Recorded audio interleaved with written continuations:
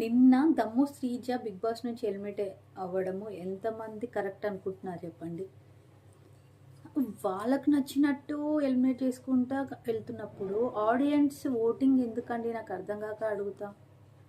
నిన్న వచ్చి నిన్న వచ్చిన వైల్డ్ కార్డ్తోని ఎలిమినేట్ చేయించారు కదా, అది ఎంతవరకు కరెక్ట్ అండి?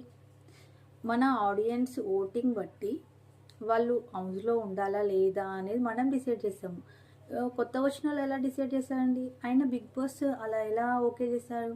నాకు అర్థం కాక అడుగుతుంది. దమ్ము శ్రీజ ఎలిమినేషన్ ఎంతమందికి పేక్ అనిపిస్తుంది చెప్పండి.